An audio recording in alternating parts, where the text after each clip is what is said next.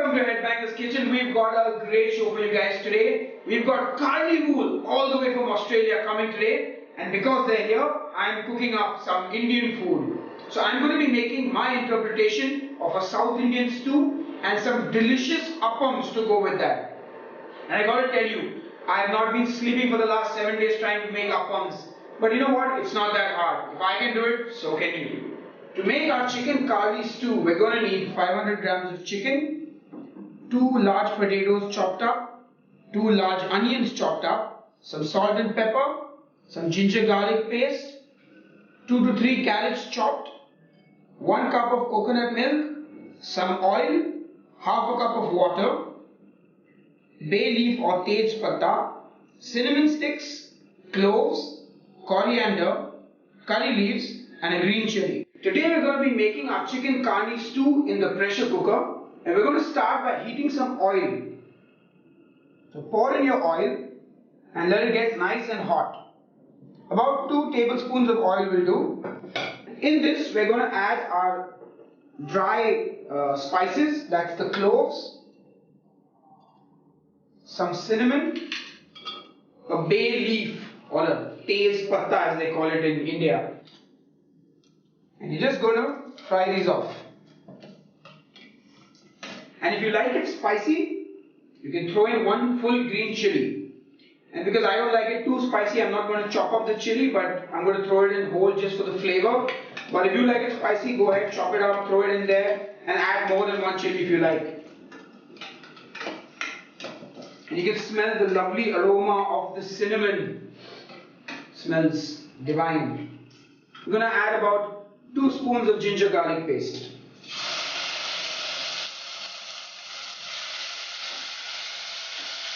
Add in our chopped onions. Because we are pressure cooking these, they might get a little soggy, so remember to cut them slightly thicker. We're going to add in our potatoes next.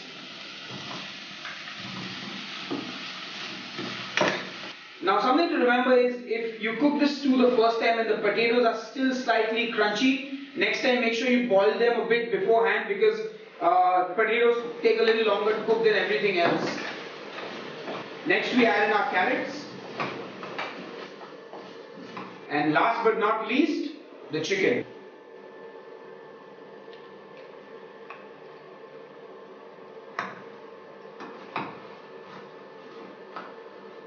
Now what I'm going to do is salt this up a little bit right at the beginning.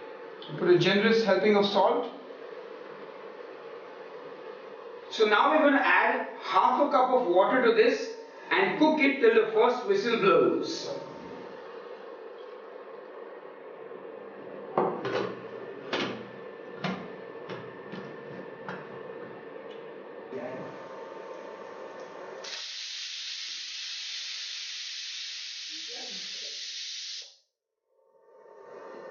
Now that the whistle has been blown by the pressure cooker, we're going to allow it to cool down and then remove the lid, and we're going to continue cooking our stew in the pressure cooker itself.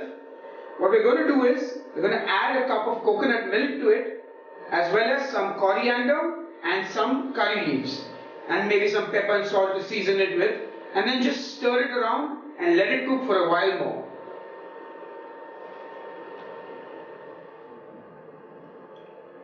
Some curry leaves, coriander,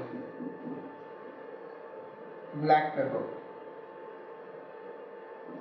Stir this around. As you can see, our stew is now simmering, and I'm going to taste it and make sure that it tastes alright. Remember to always taste your food. That's nice, tasty, coconutty, delicious. So now we're going to make some delicious fresh appams to go with the stew. So before we start the preparation for our appam batter, what we're going to do is we're going to activate some yeast. So what we're going to do for that is take some yeast, half a teaspoon to be precise, mix it with hot water and sugar and leave it for about 30 minutes to get all active and all ooh. Now we're going to make the batter for our appams, and to do that we're going to use kolam rice. I'm sure you can use basmati or any other kind of rice, but this is what I was told is the rice used for appams. And what I've done is I've soaked 2 cups of rice overnight in water, and I've got 1 cup of boiled rice. And I'm going to grind both these together with 1 cup of coconut milk, and that makes the base for our batter. So here's our appam batter which we've ground in the mixer. And a small tip for you is to first grind the raw rice and then add in the coconut milk and the cooked rice. That way you get a finer mixture. Now to this, once you get this consistency, we're going to add the salt for taste, and we're going to add some yeast to it. So we add just a pinch of salt for seasoning. And just mix that in. And then you add the active yeast. The yeast smells vile, but don't worry, that's how it's supposed to smell.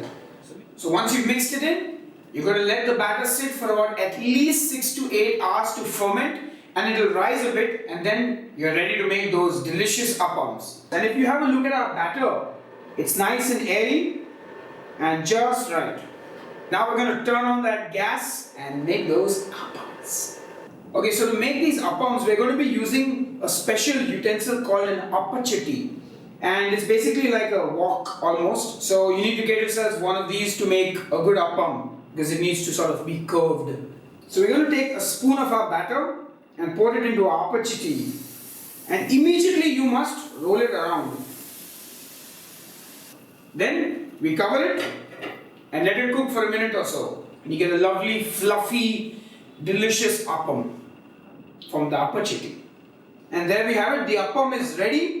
And the sign of a good appam is you don't need a spoon or anything to remove it. Just slide it off. So our delicious chicken karni stew and appams are ready to be devoured by Karnivool. We'll just wait for them to get here.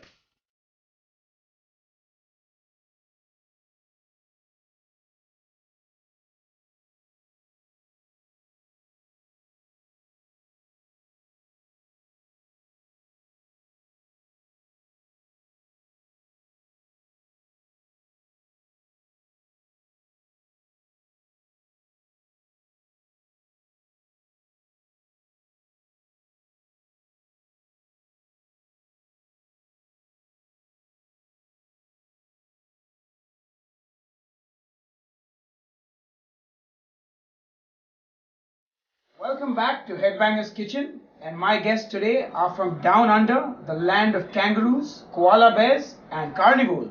You got that right. I've got Drew and Jon from Karnivool with me here today on the show. Hey guys, welcome to Headbanger's Kitchen. Thanks for having us. Thanks for having us. Yes, absolutely my pleasure to have you on the show. It's not often I get to meet celebrities like yourselves. Oh, come on. It's not often we get to hang in cool little humble abodes like this in Mumbai, so it's a pleasure. Thank you. So I got to say, I was there for last night's gig that you played at the IIT Powai, and it was absolutely fantastic, to say the least. But how was the experience for you, and did you anticipate the kind of response that you got?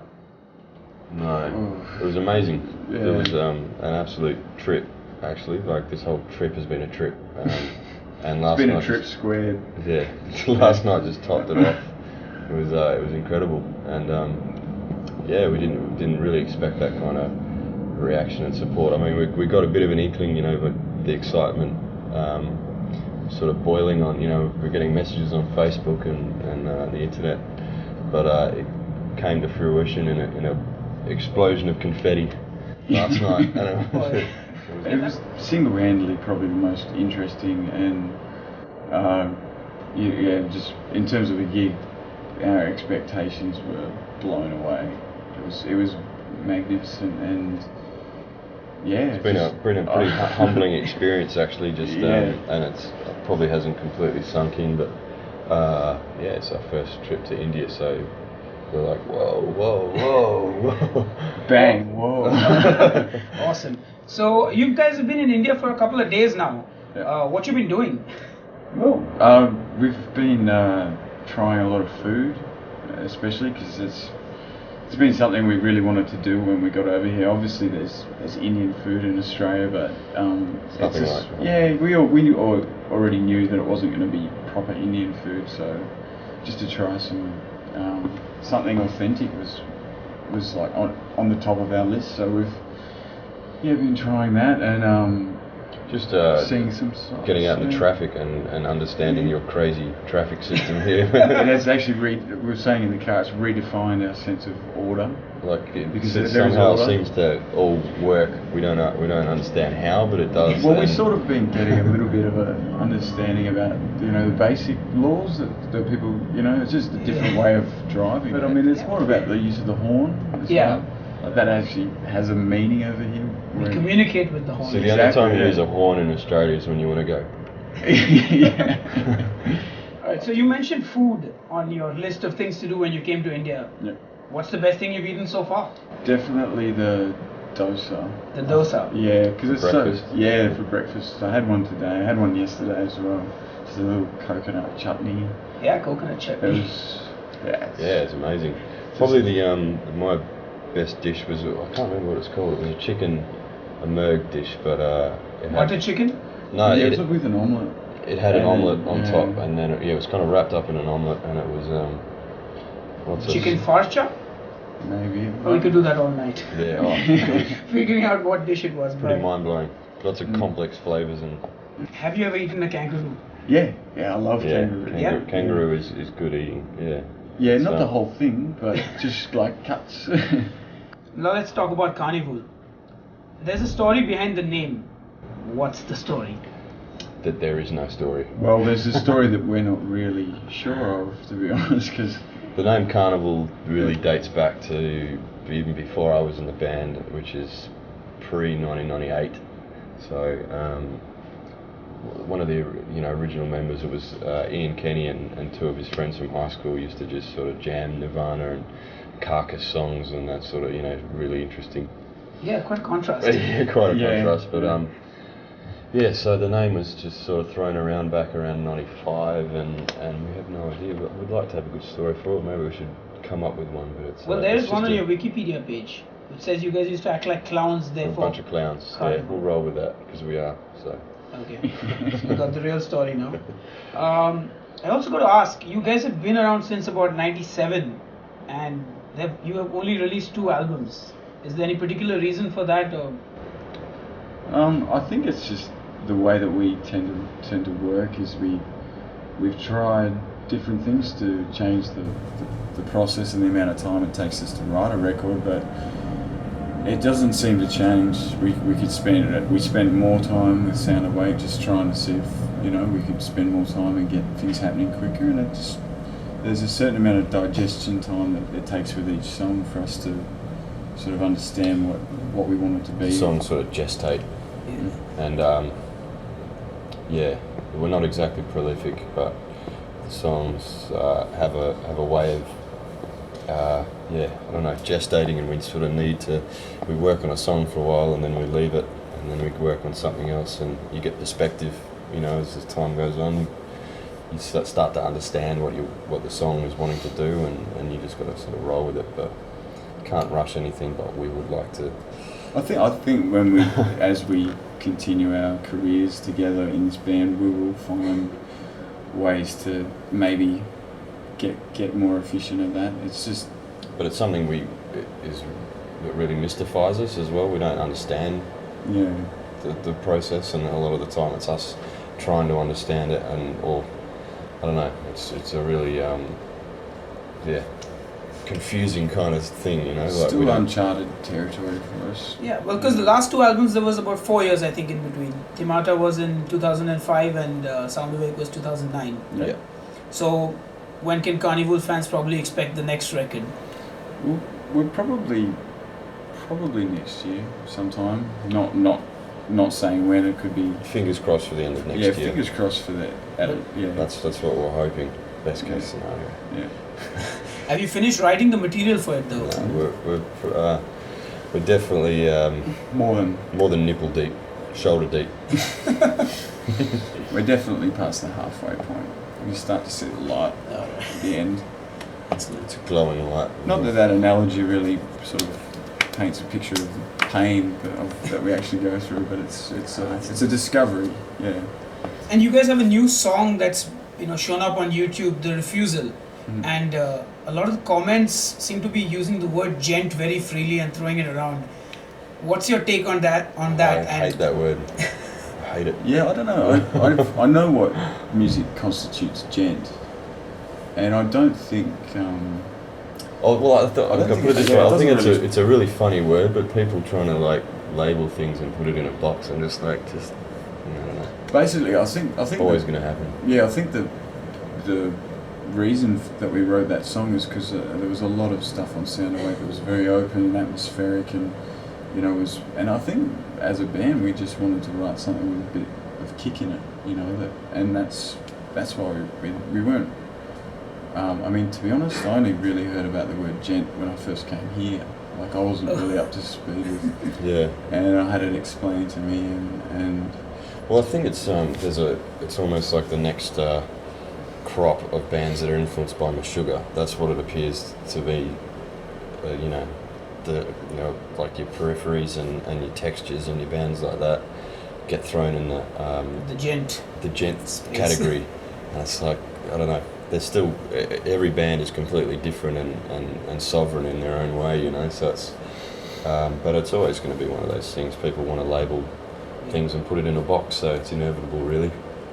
But is that the sound that we're going to kind of expect on the next record, or we just, you'll throw a curveball around? It's, the sound of Refusal is definitely just one sound. One aspect, yeah. One aspect, yeah. We don't know, we're still intrigued and open to wherever it might go. It's still halfway, so it can. We've done enough to know that wouldn't be the only sound on there, but just to know what the complete picture is. We won't know till we have the album in our We'll know hands. when you know, yeah. That's. Right. So I heard that you played the drums on the Themata album. I did, yeah. Well, drums is my first instrument. That's what I started with, and then picked up guitar. I sort of self-taught on guitar. Actually Ian Kenny, our singer, showed me my first songs. He showed me a Nirvana song and a Carcass riff, actually, and we kind of went from there. But we had a drummer, Ray Hawking, who was with us on the Persona EP and was sort of started in the writing period for Themata, but as time went on, it kind of became obvious that he wasn't the man for the job, and so I sort of decided I'd have a go, and spent a couple of weeks. I borrowed a friend's drum kit because mine was just in a state of disrepair. So I borrowed a friend's drum kit and practiced, and most of the parts were written, just like sequencing and using drum samples and sort of piecing it together and playing riffs over the top. Yeah, it was on the computer. See, most of the material that was written on Themata was written by Drew, and as well as writing the music and sort of starting the soundscapes and stuff, he also programmed a lot of the drums in based on, and it was basically the way he drums. It was his style, and there was just Ray was a different style. He wasn't a bad drummer at all, but he was a different drummer. And there were things like the song Scarabs. I don't know if even that was my style. I was like, just sort of, I've got this weird little phrase, and then I was like, just put a symbol there, and a symbol there, and then I had to go and learn it, so, but generally it was an awesome experience, and I still love the drums. It's my favourite. So coming from Australia, you don't hear of too many big bands from Australia. What was it like for you guys breaking out of the Australian market and sort of getting this global recognition as a band? It's amazing. It's what we want to do as a band. It's something we didn't know would happen. We didn't expect it to happen. That we'd be playing in India. It's that's true. But to see the world and play music is awesome. So not that we get to see much. It's usually hotels and the venues we play at. But it's always a good introduction to the country. So you guys do this full time? That means you're musicians by profession? We're definitely full time musicians. We do things like for outside of the band. It's usually music related, music industry related. Yeah. So, but it's still, it is definitely the priority for most of our time. And do you guys tour a lot in between albums? In between albums? Or any time for that matter. Last year was really hectic. Busy, yeah. We did like 2 US tours, 2 European tours, 2 Australian tours, including the big day out. That was at the start of the year. And this year's been pretty quiet on the live front, on the touring front. We did 4 festivals over in Europe, and we did an Australian tour that went for about 6 weeks, and then we've had this show, and that's it. We've just been working on the record apart from that. So That's still quite a bit of touring, at least from an Indian band perspective. Yeah. And you got any funny stories from your tours? Well, there was this one time I had to play a whole set in a dog suit, like a sort of puppet, big. Like a mascot? Yeah, a dog mascot suit. We had a rule where it was like, if someone messed up or cost the band money, like if you crashed a van or got a speeding fine, then you had to wear a dress or something like. Or, it's like Ian. Or pay for it. Or pay for choice, it. Yeah. So you could, But John didn't wear the dress, but he wore a big dog suit. And it was hilarious watching him trying to play this whole set. Yeah, because I could only see out of the mouth, but it was only about that much vision, so I had to get gaffer tape the tongue that was coming out down so it would widen it a bit and keep it open.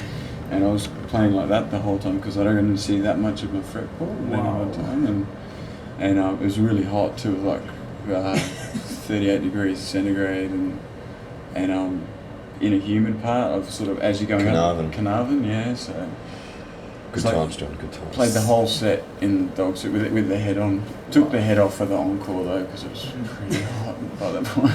So is that video on YouTube? I don't know. I haven't been able to see it on anything, but We should throw it up. Yeah, you should. Find Do it you have and we'll footage put of it that? up. I'd pay to watch that. I don't know actually. We do have some footage somewhere. Yeah. Somewhere, yeah. Somewhere. We'll try and get Maybe it some up. of our crew might have. It's been absolutely fantastic having you guys on the show. Thank you for being here. Thanks for having us, My man. last question would be, do you have any message for your fans in India or anywhere else for that matter? Yeah, just thanks so much for showing us last night at the gig. You know that we've got a really strong support base here in India. It's been very humbling and awesome, and we can't wait to come back. So. Thanks for having us, and anywhere else, just thanks for being a part of what we're creating together. I think it's pretty special, and we want to continue doing it for as long as we can. So, thank you. Excellent. So I hope you guys have a great future ahead of y'all. More albums, hopefully, That's the in plan. a shorter span of time.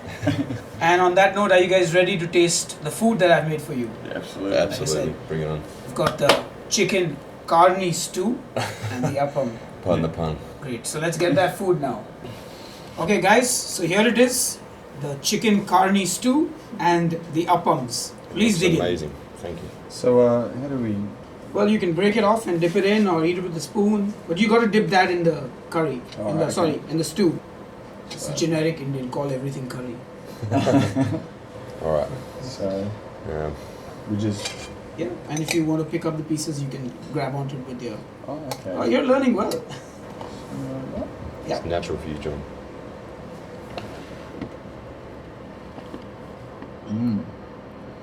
Solid work, man. This is good. All right. This is delicious. Yeah, make sure you Get just right it in there. done- yeah, get it right in there. Get all the stew on it. So there you have it. The guys from Karnivool have approved the Chicken Karni Stew and the Appams.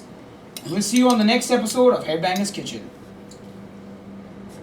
Well, this is my version of a South Indian stew. Right. I'm sure the purists will want to hang me for some of my alterations to it. Actually, Heath, our manager, sent me a video of Gordon Ramsay, the English chef. He Yeah. went to North India and. And the whole goat cooking.